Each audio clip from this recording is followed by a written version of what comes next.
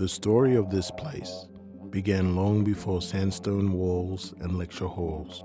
For over 60,000 years, the land where the University of Sydney now stands have carried the knowledge, culture, and the care of the Gadigal of the Eora Nation, the traditional custodians of this land. Long before degrees were conferred or buildings rose, this place held stories and teachings deeply rooted in the land. From the beginning, it has stood at the intersection of history and possibility. That history lives on today in the stories we remember, the knowledge we honor, and the truths we return to the center of this place. Among these truths is the journey of the Guigal spears, taken in 1770 during violent first contact. The spears have long stood as symbols of both loss and resilience. Today they have returned the country, brought home through the University of Sydney's Mungari exhibition at the Chow Chak Wing Museum. Their presence represents a powerful act of truth-telling and recognition. The history of Aboriginal and Torres Strait Islander students at the University of Sydney is one of courage and perseverance. A defining chapter in the university's 175-year story began in the 1960s.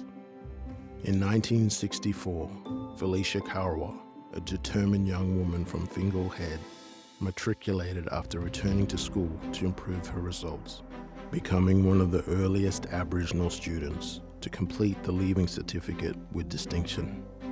Then, in 1965, Charles Perkins, an Aranda and Kalkadoon man, became the first Aboriginal man to graduate from the University of Sydney. That same year, he led the Freedom Rides, a student-led bus tour through regional New South Wales that exposed the deep racism faced by Aboriginal communities. It was a moment that challenged the conscience of a nation, and it started at this university. Today, the legacy of Dr. Charles Perkins lives on through a range of initiatives here at the university. Efforts that celebrate, support, and elevate Aboriginal and Torres Strait Islander voices. Every year, the university honors and celebrates the legacy of Dr. Charles Perkins through the annual Charles Perkins Oration, established in 2001.